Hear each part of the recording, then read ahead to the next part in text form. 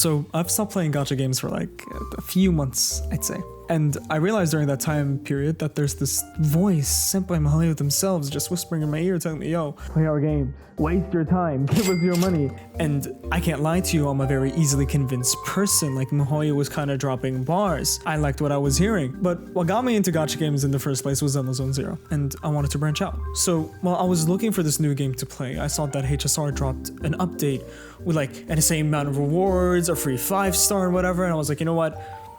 Fine, I'll play it. So I boot up the game and turns out, shit, I already did play the game before, but I didn't remember anything. So I turned on a YouTube video to catch up on the lore, and here's what I understood. Two weirdos named Kafka and Silverwolf installed the Stellaron inside you. Now, the Stellaron is pretty dangerous. I don't know why, but it is. And basically leave you for the Astral Express to find. And once they find you, they rescue you and offer you a place to stay on the train station. Yada yada yada, now you have this mission on the Snow Planet. But now progressed in Honkai Star Rail and decided to compare the two games. Now, I'm gonna try to be as non-biased as possible, so I can only compare the combat, the art design, dialogue, and world design. Now, first thing is the combat.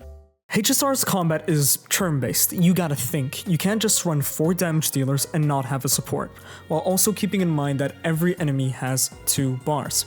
Now, they have a red HP bar and a white HP bar. The white HP bar is kind of like a stance, kind of like Sekiro. Reducing that white bar to 0 is your goal. And when you do reduce it and destroy it, they take a massive burst of damage.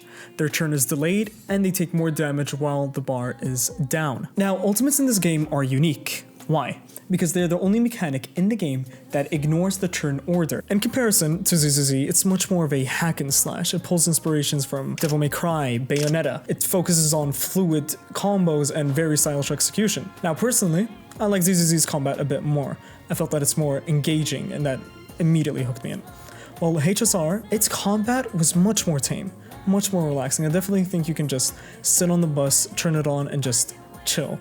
Not like ZZZ where you have to mash, mash, and mash.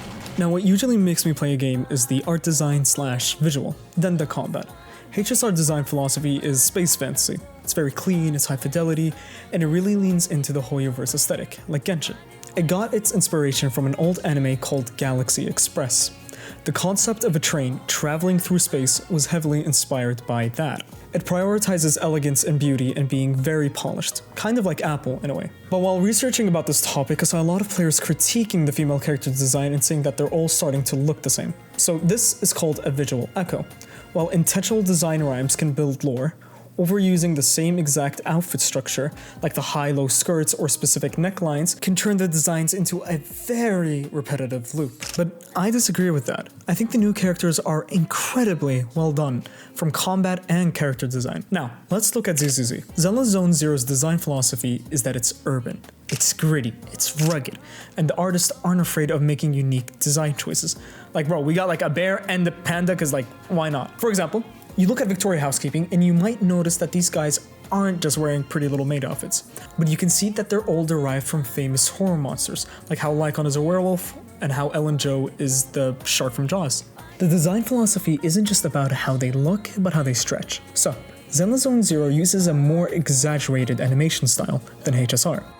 The characters have bouncier hair, more expressive faces, and their clothes move with a lot of weight. And the reason for that is because the developers use a technique called squash and stretch animation. It's a technique where characters' bodies slightly distort during fast movements to make them feel more alive and snappy. Now, that's all the info I gave you, and it was a lot. But how does someone who really only played ZZZ and Epic 7 feel about Honkai Star Rail? Honestly? Like, if I was a different person, oof, I would have enjoyed this game, right?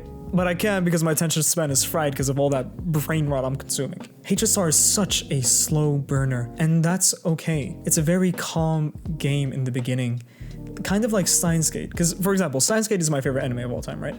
And it was so much slower than Honkai Star Rail. But I just really couldn't connect with the characters and world.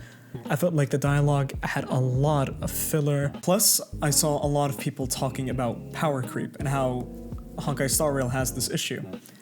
So when I saw that, I just didn't want to invest a lot of time, and then next month my characters are obsolete. And that was such a massive turnoff for me. But yeah, that's how I feel about the game. I feel like every single thing in the game is designed for me to like it, but for some reason it's just not clicking with me. And yeah, like my takes might piss you off and whatever, but thank you for hearing me out nonetheless. If you enjoyed this video, make sure you like and subscribe, and I'll catch you guys later. See ya.